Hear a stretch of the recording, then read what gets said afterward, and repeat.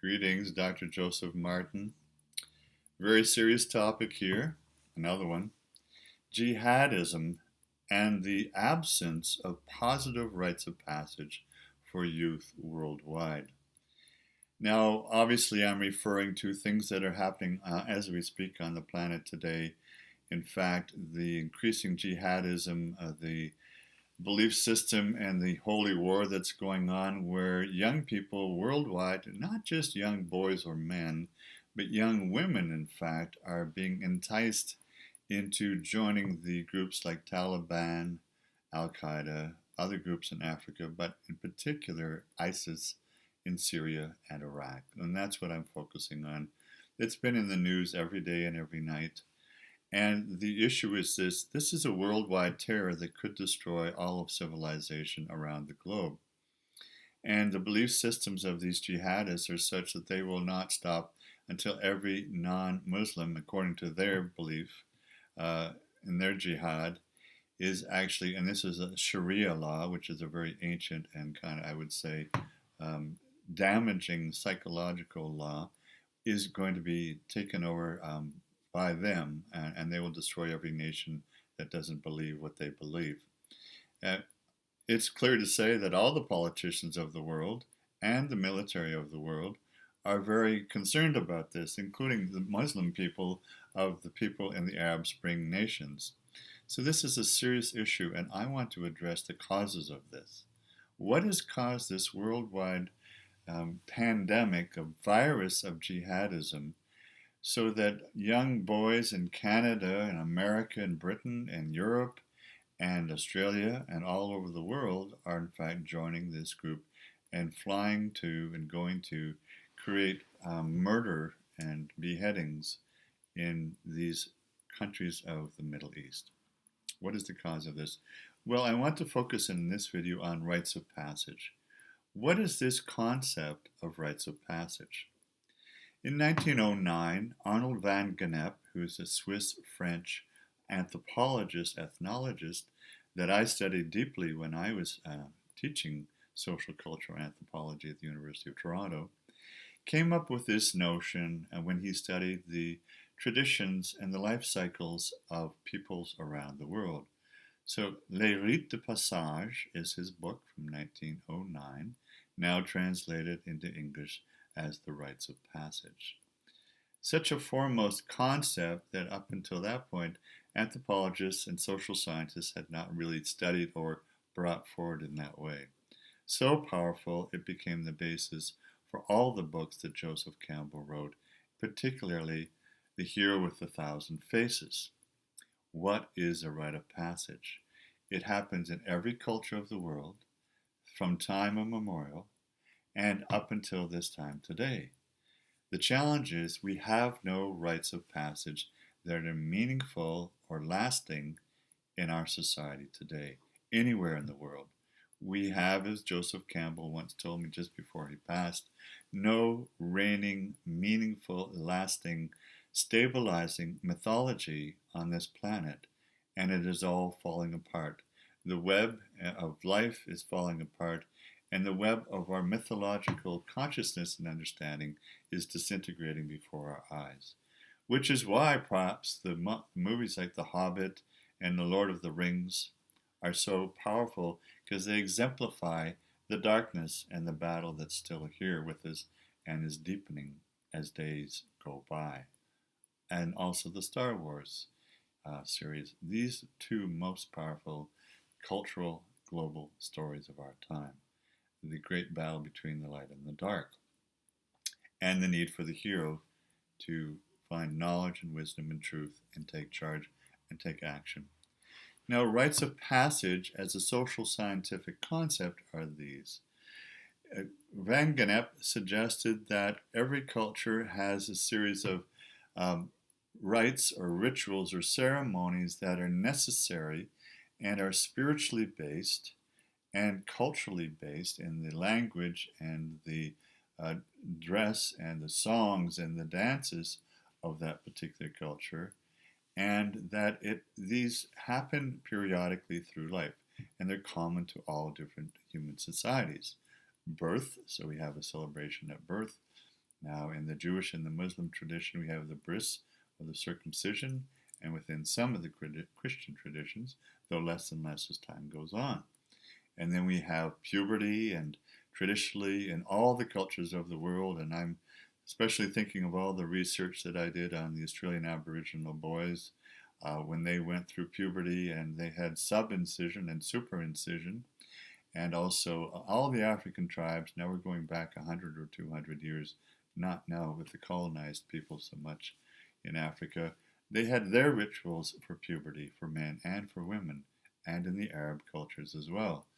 Now, traditionally, we don't and going on forward with that, then it would be the coming of age, which would be adulthood, whatever that time might be, typically 18 years to 22 years, maybe these days much longer, as I'll get into, because we have an extended adolescence now, which is the basis of my 2 books on masculinity, one for how to be a true man and find your soul, and another on millennial boys and why they're still staying children and adolescents when they're 30 years of age. These 2 books are forthcoming. In fact, one book I call on masculinity, I spell it Maskulinity, because today for most men, they're wearing a mask and they have no idea who they are, and their inner set of values is chaotic, doesn't hold. So we have the coming of age, as I said, and then we have the marriage, another life cycle, rite of passage, whenever that might happen. Again, typically in most cultures, it's marrying someone of the opposite sex, but there were many cultures of the world, including in New Guinea and in Australia and among the First Nations of Turtle Island or North America, where men married men and women married women. And then the final stage of life, or the final 2, would be eldership, and then death. So we have about 5 rites of passage in every person's life cycle in every culture and society that we've studied as anthropologists. Now, I'd like to suggest that, in fact, there are many more that we need to have and that I've had in my own personal life. And this is the 7-year cycle that we know from developmental psychology.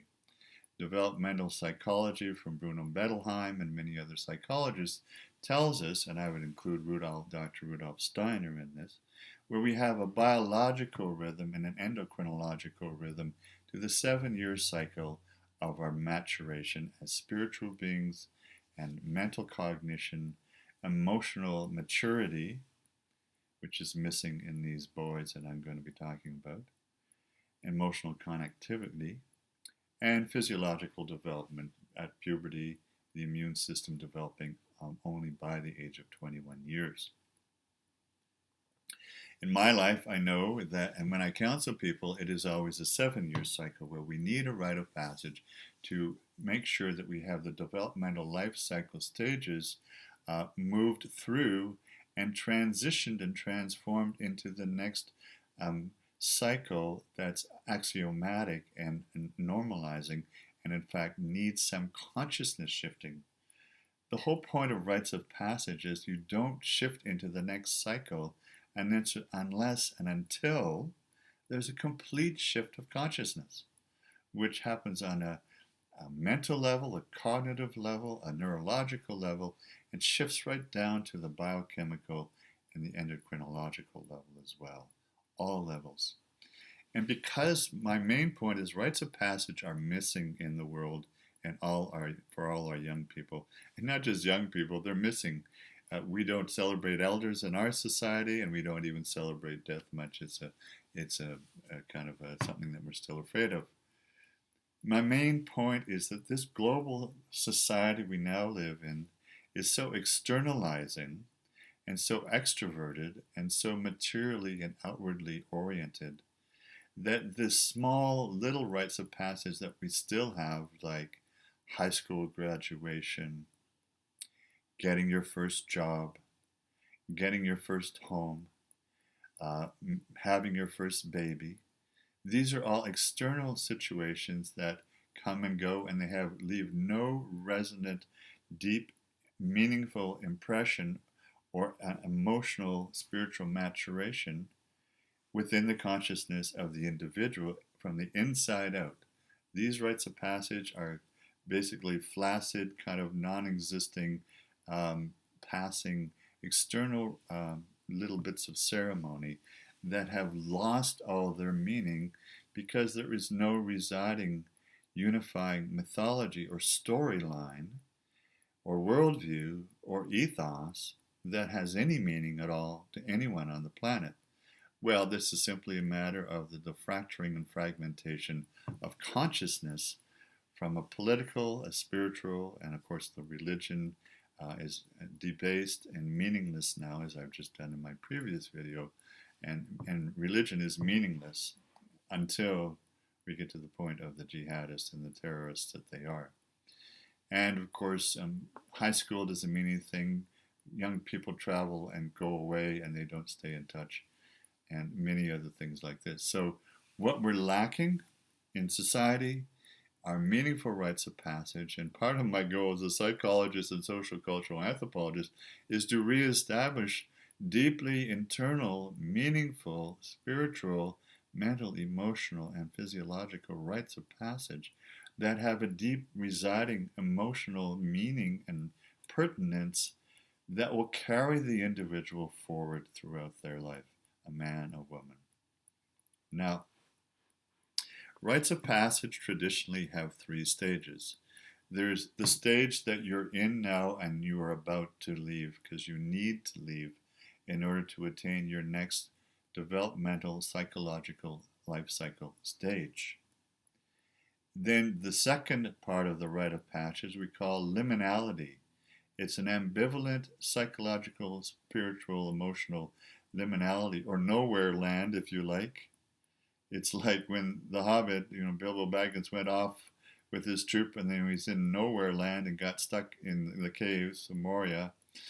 This is the place where all these young people in Canada and America, and we know there are thousands of them, they're stuck in this liminal no place where there's no connection with anyone, and they're lonely and they're depressed and they're searching, and they have no love in their life necessarily, and they haven't moved into the values of the final stage of the three stages of the rites of passage, which is the place you're in now to leave. That's number one. The liminal stage, or the transitional stage, we call it like a doorway or a portal through which you must pass, and it's a place of change of consciousness and everything in your life, as your body and your mind and your spirit are changing. And then into the final stage, which is reorientation with an acceptance in the inclusion in the social world of adulthood. Social inclusion, and brought forward as an adult now into a place where you adhere to the values and the belief systems of the adult social culture. And then you are re-accepted and re-included in this new way as a man now, no longer a child, or as a woman and no longer a young girl. Now, what happens is, traditionally we know from centuries past, and definitely non-Western cultures, they had many wonderful, meaningful, sustaining, life-sustaining rites of passage. And I've alluded to a few of them, and there are many more which we love to study as anthropologists. However, in the 20th century, with all the world wars, and the parents all having post-traumatic stress disorder, from being in the war as military people, or being bombed in the war, or losing family and friends, and then this worldwide diaspora where people have moved all over the world as a result of war and famine, that we now have a place where people are uprooted. They no longer live in the land where their forebears were brought up, and they've moved to Canada or America or Australia or New Zealand or wherever they moved, and they're feeling rootless, and they are psychologically rootless. They have nothing to keep them steady as the winds of change blow, and as catastrophes and chaos, both internal and external, come upon them. They're like a house built on sand, as we've heard Jesus say.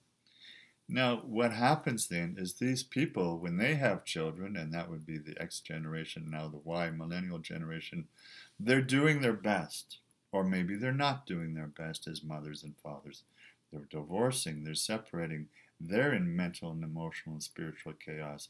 They're unhealthy, they have health problems, they've lost their job, the middle class is declining, they've lost their wages, they're struck with so much anxiety and so many issues that they don't know what to do. And they can't provide the necessary, mature, adult parenting that the young boys around the world, and I'm not just speaking of Western peoples, need.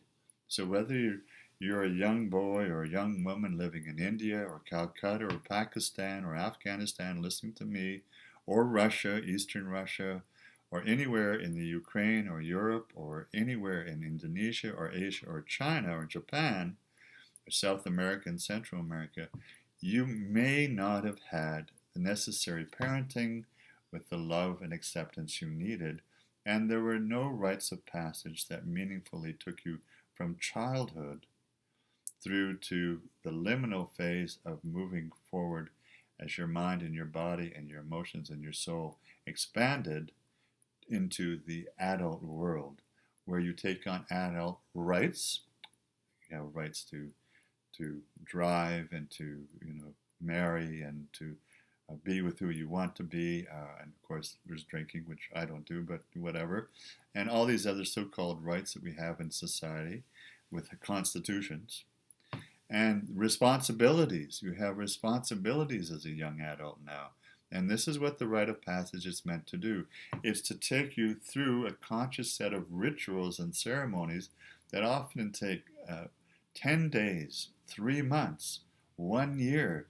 So daily you go through a series of rituals, ceremonies, circumstances, storytelling, things that you change your clothing, you change your hair is cut, or extended or put up, or, when you go into the military, the rite of passage to shave your head. All these things are important rituals that signify and symbolize that you are moving out of childhood and you are meaningfully moving through a liminal phase. Transitional phase could be, as I say, months or years. And unfortunately, these days, most people don't make the shift, the liminal phase from nowhere land, the ambiguous kind of place where they feel alone, depressed, separated, and not included in any group. They're not included in their peer group because more and more there's bullying in high school and public school. And so they have a challenge, a young boy has a challenge of who to trust as a male friend. And the same with young girls in high school. Because of all the bullying, you don't know who to trust, so therefore you're very internal and shut down and emotionally disconnected and not feeling included in your peer group. And this gets exacerbated as you move into the adult world. Because you may have a graduation and get on a tuxedo and a nice fancy dress with a corsage and so on, rent the limo and all these things. After that's gone, it's all over. You're thrown out into the world and you're supposed to find your own way. Well, you don't have a roadmap. And you don't have peers, parents, or mentors to show you the way. And the very fact that our nation, Canada, has very little interest in promoting mental health or emotional health or even spiritual health, and giving support, not just guidance counselors, but I mean suggesting that we train and study psychology and human nature in kindergarten, in public school and high school. And we start yoga and consciousness training in kindergarten. This is the way to find some internal value system that is important. So for instance, in one of our school boards here in Victoria, we're using one of the books that I co-wrote here, Seven Sacred Teachings.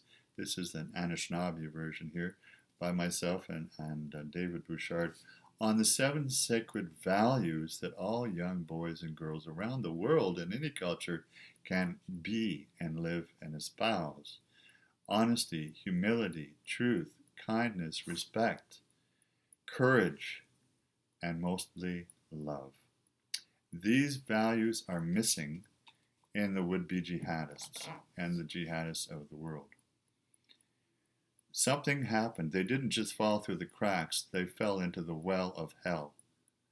And it's going to take a lot of work to get them out, to rehabilitate them, and a lot of work to set up a preventative program in schools whereby they can have some psychological training, some mentoring and modeling for themselves by older people, elders for that matter, and some knowledge of spirituality, human psychology, and then in the colleges and universities, everyone should also be able and necessarily have to take courses on liberal arts, humanities, and psychology. The challenge is with no self-knowledge and no self-wisdom about psychology, all these teenage boys around the world and the teenage girls, they have no sense of themselves. They don't know their compass for values. They have no compass. It's chaos. And they're feeling they have to fend for themselves, and they're lost, and they're totally terrorized and afraid, and they're anxious. They have no trusting peer group. So this is a psychological issue, it's a social issue, it's a rite of passage issue. All these things come together in the concatenation of the unfortunate deterioration of society and so-called civilization. And it is falling apart, the fabric's falling apart.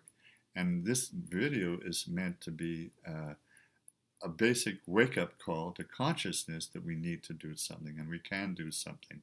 I'm suggesting we need to instill meaningful rites of passage in kindergarten, public school, high school, in families, and in different institutions in society. Mostly we'll have to rely on public institutions like families and schools, because religion is dead, and religion doesn't give you the values that are meaningful. I know of no person who has a deep enough faith, because faith is about things you've never yet experienced. And unless you've experienced, it's going to be meaningless to you. So the path is always a deep interior spiritual experience of knowledge and love that you can have as you have a unity consciousness, rather than a meaningless, plastic, faith-based acceptance on religion, which is an illusion, and it's a collective, I will say it's a power trip, because historically, in many ways, it is. I know many people obviously, who have deep faith and so on, but they tell me that they're very depressed and alone and feel a need for a deep inner search. And over the last 120 years on the planet, there are more people on a deep, inward, mystical, spiritual path. Whatever that path may be is the one for you. It's a necessary one in order to find the values and fit into yourself and the world. Back to rites of passage and why it's so destructive that young people have no rites of passage now. So we can say that these young teenage boys and girls, and then into their 20s, in my books that I've written about this topic, the millennials have great challenges. They have extended adolescence, some of them still living at home at the ages 25, 35, and even 45 years of age, here in Canada and America, and probably in Europe, other cultures. Now, there's many reasons for this. It's lack of emotional maturation and lack of cognitive maturation, because they have no meaningful rites of passage to take them through that doorway or portal into the next successful stage of adulthood, where they willingly take on the rights and responsibilities of being a mature man or woman. Instead, they stay in this liminal phase of kind of nowhere place, very ambiguous, like, am I a child? Am I a man? How do I think of myself? I still feel childish. You know, some of my emotional responses are like a 4-year-old, and I would say that that's true in terms of the collective psychological maturity of a lot of young boys and girls, or men and women. And their thinking is not critical. They're not thinking in a positive, helpful, or even self-responsible way. They don't know what to think for themselves. They haven't been taught critical thinking in school. And because of that, they are prone and prey to these jihadist Islamic groups that come to the cities of the Western world and look for young people, both Muslim and non-Muslim, of any background, to give them a fraternity or a brotherhood that's missing because these young people don't feel included in any group and they're alone and lost. So they feel that they want to belong to another group. Add that to the necessary teenage rebellious stage of wanting to switch it up and change and rebel against society and parents and so on. And you've got a toxic mixture of people who are looking for a group that will accept them. Part of the rites of passage in the liminal phase is to go through a series of initiations. Well, now we know there are a few of them, like Frosh Week at college and university, and when you go into the military, there's a lot of initiations, and some of them are very sexist and crude and criminal, in fact, for boys and girls, men and women, and there's been judgments legally against that. Those are some of the few, and I'd say quite negative and hurtful, and even psychologically damaging initiations. There are no positive initiations that I know of in the Western world for young men and boys and girls from age of 20 to say 40. There are none. I don't include marriage, and I don't include getting a job, and I don't include getting your first paycheck. It's something more internal that's not felt. There's a set of values that are missing. There's a set of positive self-beliefs and positive inclusion into a society where you want to be of benefit and give back and be supportive and share and be communal and communicative. The people who fall through the cracks into the well of hell and join the jihadists are those that are loners. Now, they may be the bullies who have a big ego and are narcissistic, or they might be the quiet ones that are filled with rage and fear and anxiety and terror themselves. And they just need to be part of a group. But the group that they join, if they join the jihadist group like ISIS or Taliban or Al-Qaeda or anyone in Africa or elsewhere, these groups are what I call shadow brotherhoods, shadow initiations, and shadow groups of inclusion. Because to join, part of the initiation is, if you want to be part of us, you have to show us that you're going to be part of us and you have the will and the strength to murder somebody. So behead this journalist, or kill this person and cut their throat, or bomb this group, or even be a suicide bomber and go and bomb that restaurant where all the children and the women are sitting, or blow up that hotel in India or Kenya or Indonesia, or blow up that airplane, and then we'll include you in the group. That is, if you're still alive. Now, I'd like to point out that I've watched some interesting movies from Israel and from the Muslim world showing that it's the women sometimes, because of a meaningless life or even a meaningless relationship or marriage, often it's the women who are the suicide bombers as well in this jihadist movement worldwide that is a global terror and threat to us all.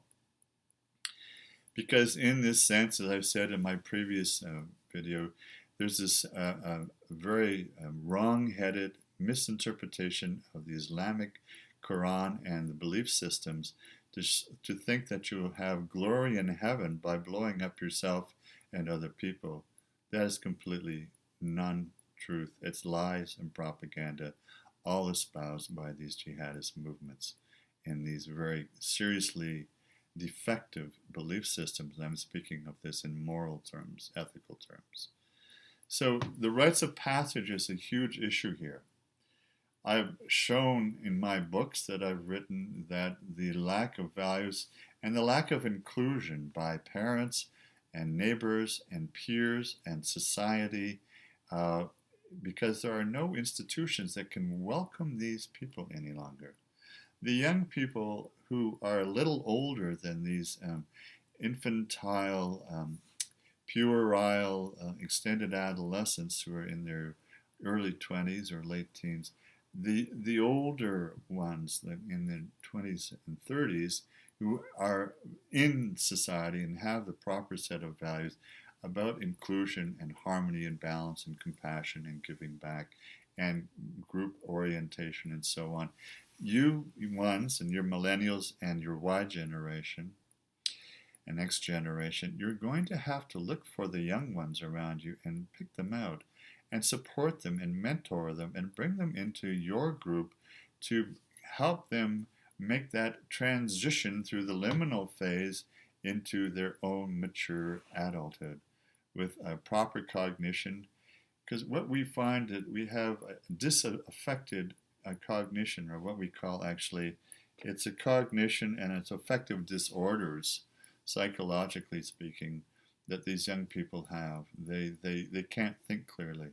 And there's many reasons for it. They may have serious psychological challenges. They may be proto-psychopathic, sociopathic, narcissistic, obsessive compulsive, God complexes because of their deep felt inferiority and insecurities, and the God complex would lead them into a jihadist group where they feel God is on their side, and by killing people, that will give them a sense of self-esteem and self-worth.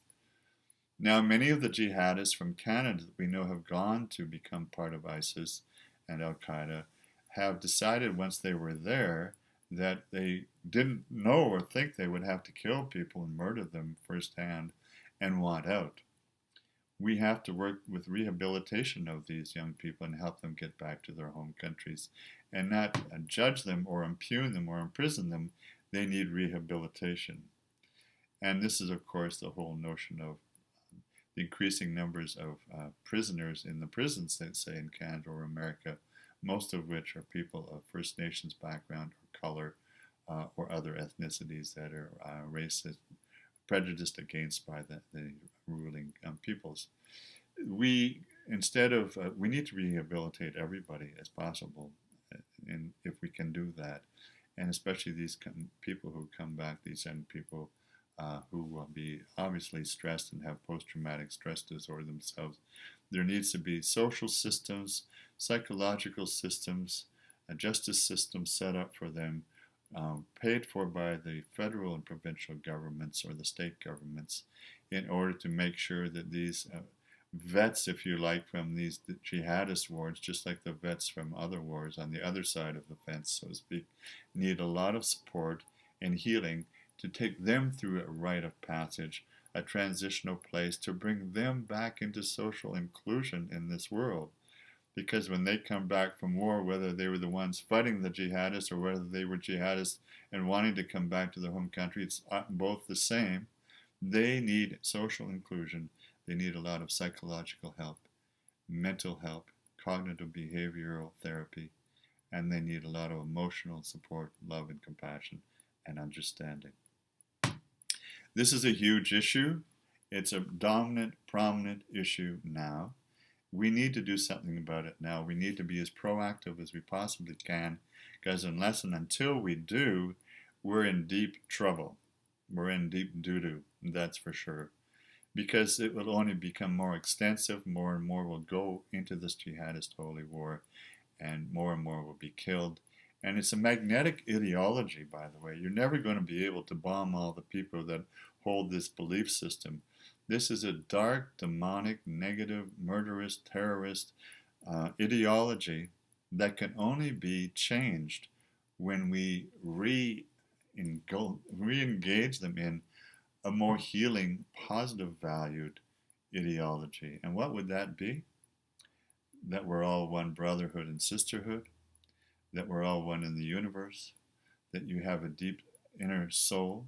You need to go deep inside yourself and find your soul and let your soul come to the light, and let that guide and direct your rites of passage for the rest of your life. Every individual, young person and older person, needs to find their soul light, to follow that guidance, that inner guidance, and be directed through all the rites of passage in 7-year cycles, or even day by day, to make the right decisions based on love, kindness, compassion, humility, trust, honesty, kindness, courage, strength, indomitable inner strength, and most of all, unconditional love. Dr. Joseph Martin, all love and blessings. Om Namah Shivaya. enjoy the path and journey.